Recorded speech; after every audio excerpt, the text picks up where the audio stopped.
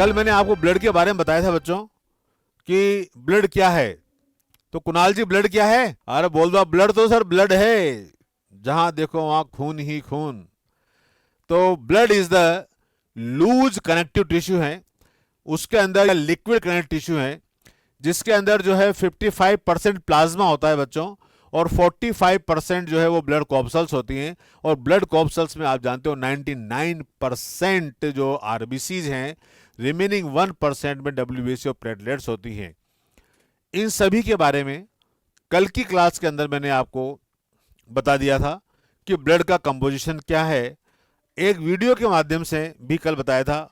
आज भी आपको एक क्लोटिंग के बारे में बता दो। कोई ये बच्चा है, इस बच्चे के यहाँ लग गए ना क्लोट, ब्लड निकल रहा है ना, ये दिख रहा है क्या आपको? तो इसके लिए क्लोटिंग फैक्टर और कैल्शियम की रिक्वायरमेंट होती है। आप देखिए जहां पर लगी थी बच्चे के, जहां पर ये प्लेटलेट आकर के इकट्ठी हो गई और डेड सेल्स वहां पर इकट्ठी हो जाती हैं, और after some time 3 to 5 minute blood का वहां पर क्लोट बन जाता है, ये ब्लड क्लोट हो जाता है। तो इंजर्ड साइट है, और जहां पर क्लोटिंग हो रहा है वहां पर आप देखिए कट लगा हुआ है, और वहाँ पर जो प्लेटलेट सेल्स हैं, केमिकल्स हैं, ये आकर के और एक क्लोट बना लेती है। सब एक साथ ऐसे आते हैं जहाँ पर क्लोट लगता है वहाँ पर, और उसके अंदर एक स्कम बना देते हैं। देखिए आप इस फैक्टर को बहुत ध्यान से आप देखिए, मैं बताता हूँ आपको। ये एंडोथीलियल सेल्स हैं ब्लड वेसल्स की, ये टिश्यू डैमेज वेसल्स जो इंजरीज हैं। कैस्केड रिएक्शन में 13 फैक्टर काम आते हैं बच्चों। हालांकि इतना डिटेल आपको याद नहीं रखना है, लेकिन देखो आप ये 12th ए, 11th ए, 11th ए, 10th ए, 18th ए, ये टिश्यू फैक्टर इधर। तो यहाँ पर ये सारे के सारे फैक्टर जो ब्लड प्लाज्मा में और सराउंडिंग टिश्यूज के होते हैं, ये सारे जो फैक्टर्स हैं, ये देखिए आप, ये प्रोथ्रोम्बिन है, एक्टिव थ्रोम्बिन में कन्वर्ट होता है। ये वर्ड याद रखना आपको, 5th नंबर का जो फैक्टर है वो है ना, प्रोथ्रोम्बिन है, एक्टिव थ्रोम्बिन। और फिर ये फाइब्रिनोजेंस के फाइबर्स बन जाते हैं। देखिए आप फाइबर्स फाइब्रिन के मैसेज बन गए, नेटवर्क एक जाल सा बन गया है, और इसमें डेड सेल आकर के इकट्ठी हो जाती हैं और ब्लड बहना बंद हो जाता है। क्लोट या कोएगुलम बोलते हैं इसको हम। तो लो प्लेटलेट काउंट यदि है तो ब्लड का क्लोट प्रॉपर नहीं हो पाता, इसलिए डेंगू फीवर के अंदर थोड़ा सा प्रॉब्लम हो जाता है। इंटेस्टिनल फ्लूइड है, ये लिम्फ है बच्चों, और ये ब्लड कैपिलरीज है। इंटेस्टिनल फ्लूइड और टिश्यू फ्लूइड है। इंटरसेलुलर स्पेस वाटर, और ये ग्लूकोज का मॉलिक्यूल है। तो यहाँ पर ये ब्लड प्लाज्मा बाहर आ रहा है बेटा। ब्लड सेल से किस प्रकार से ऑक्सीजन या अदर मॉलिक्यूल्स आते हैं, nutrients, oxygen, carbon dioxide, waste, सब लिम्फ में जा रहे हैं। आप देखिए ये लिम्फेटिक कैपिलरीज है, इसमें लिम्फ बहता है। तो अल्टीमेटली लिम्फ मिडिल में काम करता है। ये लिम्फोसाइट है, इसके अंदर न्यूट्रिएंट है, हार्मोन्स हैं, प्रोटीन्स हैं, लिम्फ का कंपोजिशन है ये। लिम्फोसाइट आप देखिए ये एंटीबॉडी का रोल प्ले करता है, ये माइक्रोब्स के ऊपर अटैक करता है। ये यहाँ पर ब्लड वेसल्स हैं, लेक्टियल जो लिम्फ वेसल है उसमें फैट का एब्जॉर्प्शन होता है। ये देखिए आप फैट का एब्जॉर्प्शन लिम्फेटिक वेसल्स के अंदर। तो ब्लड सर्कुलेशन के साथ साथ पूरे बॉडी के अंदर एक और लिम्फेटिक सिस्टम पाया जाता है पूरा। ये लिम्फ नोड का स्ट्रक्चर है जहां पर एंटीबॉडीज बनते हैं। तो लिम्फेटिक सिस्टम और लिम्फ, ये ब्लड और लिम्फ के बीच में इंटरस्टिशियल फ्लूइड, आप देखिए कोई भी चीज ब्लड से आती है पहले सेल में आएगी, और सेल से फिर जो है वो आपके लिम्फ में चली जाती है। चलिए अपन लैंग्वेज देखते हैं यहाँ पर। ब्लड क्लोटिंग अभी मैंने समझाया आपको। जैसे मान लीजिए हमारे यहाँ कट लगता है और यहाँ से ब्लड निकलना स्टार्ट हो जाता है, आफ्टर सम टाइम, डिपेंड करता है इंजरी कितनी बड़ी है, 3 to 5 मिनट के अंदर जो ब्लड है वो बहना बंद हो जाता है, क्योंकि ब्लड का क्लोट हो जाता है। ब्लड के क्लोट में कैल्शियम अपना रोल प्ले करता है।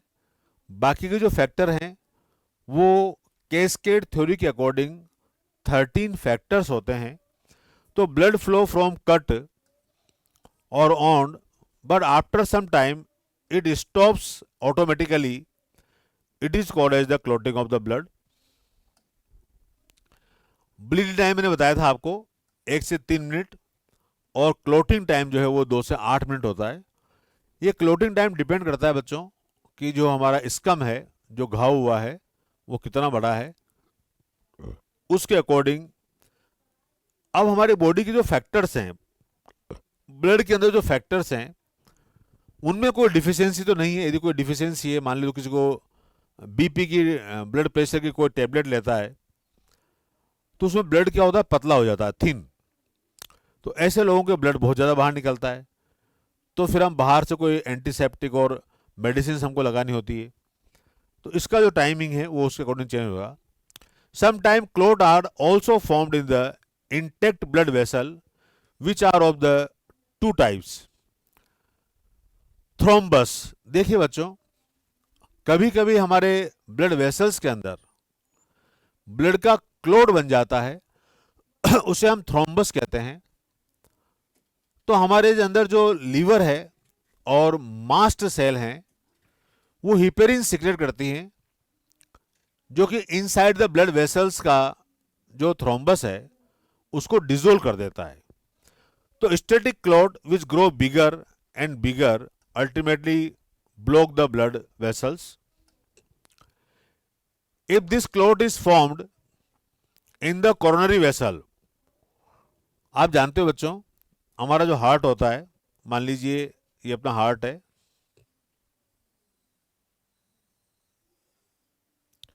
इस तरह 4 चैम्बर है इसके अंदर। तो हार्ट को भी तो ब्लड चाहिए, तो यहां पर साइनस होता है इस तरह से, और ब्लड की वॉल को इस तरह से ब्लड सप्लाई होता है डिफरेंट आर्टरीज के द्वारा। इन आर्टरीज को बोलते हैं कोरोनरी आर्टरी। यदि वो जो ब्लड क्लॉट बना हुआ है, इसे थ्रम्बोस कहते हैं, वो ब्लड क्लॉट इन कोरोनरी आर्टरी में आ जाए, वो थिन होती हैं ये, और हार्ट की मसल्स को ब्लड सप्लाई कम हो जाता है, तो हार्ट अटैक आ सकता है, इमीडिएटली डेथ हो सकती है। तो it is clot is formed in the coronary vessel is called as a coronary thrombosis which can cause the heart attack. ये हार्ट अटैक का एक रीजन है। Embolus, moving clot which flow with blood ultimately get dissolved in the blood, more harmful due to their moving nature। Mechanism of the blood clotting की बात करते हैं। यहां पर ये एंजाइम कैस्केड थ्योरी है, coagulation blood. You know that when you cut your finger और hurt yourself, your own does not continue to bleed for the long time. तो बहुत लंबे टाइम तक वहां से ब्लड का फ्लो नहीं होता, और आफ्टर सम टाइम दे क्लॉट एट। कैसे होता है क्लॉट, उसका मैकेनिज्म देख लेते हैं एक बार। Use the blood stop flowing after the some time, 2 से 8 मिनट का टाइम होता है बच्चों। Do you know why blood exhibit the coagulation और clotting in response to the injury और trauma. This is a mechanism to prevent the excessive loss of the blood from the body. You would have observed the dark reddish brown, जहां पर cut लगता है वहां पर एक dark reddish brown colour का ऐसे स्कम बन जाता है, formed at the site of a cut और इंजरी और the period of the time. Time मैंने बताया था आपको 2 से 8 मिनट का लगता है। इट इज अ क्लॉट और coagulum formed mainly of the network of the thread called the fibrins. अब हमारे आपको बताया था मैंने कल, जब ब्लड प्लाज्मा बताया था, वहां पर फाइब्रिनोजन एक प्रोटीन है, वो फाइब्रिनोजन फाइब्रिन के अंदर कन्वर्ट हो जाता है, और जहां पर कट लगा हुआ है, मान लीजिए यहां से इस तरह स्कम लगा है, तो जो फाइब्रिन इस तरह से एक नेटवर्क बना लेता है, और इस नेटवर्क के बीच में जो डेड सेल्स हैं वो एम्बेडेड हो जाती हैं। It is a clot or coagulum formed mainly of a network or thread like fibrin in which dead or damaged formed element blood are trapped. Fibrins are formed by the conversion of the inactive fibrinogen in the plasma, the enzyme thrombin. तो बेटा जो fibrinogen है, fibrinogen, ये fibrinogen thrombin की presence में convert into the fibrin. ये number 1 equation है जो आपको याद रखनी है. सबसे पहले क्या हुआ कि fibrins are formed by the conversion of inactive fibrinogen in the plasma by the enzyme thrombin. Fibrinogen हम जानते हैं बेटा ब्लड प्लाज्मा के अंदर डिसोल्व पोजीशन में प्रेजेंट है, और this fibrinogen is convert into the fiber like fibrin on presence of the thrombin. एक इक्वेशन तो आपको ये ब्रेन में फिट रखना है.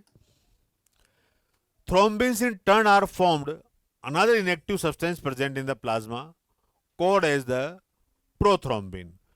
जो ब्लड प्लाज्मा के अंदर प्रोथ्रोम्बिन है, वो प्रोथ्रोम्बिन थ्रोम्बिन में कन्वर्ट होता है पहले, और फिर वो जो थ्रोम्बिन था वो फाइब्रिनोजन को फाइब्रिन में कन्वर्ट करता है. An enzyme complex thrombokinase. तो prothrombin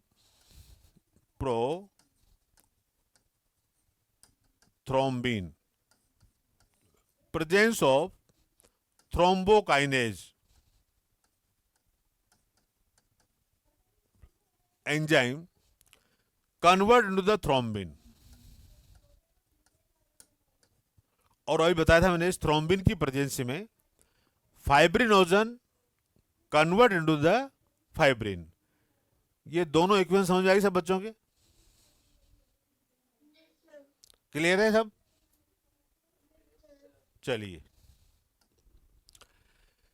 this complex is formed by the series of the linked enzyme reaction cascade theory या process involving the number of factor present in the plasma in a inactive state. An injury or a trauma stimulate the platelet in the blood to release a certain factor, activate the mechanism of the coagulation. तो जो blood platelet sales हैं बेटा, blood platelets हैं, ये blood platelet cell 3 तरह की sales हमारे blood में, आपको पता है. आरबीसी है, डब्ल्यूबीसी है और ब्लड प्लेटलेट है.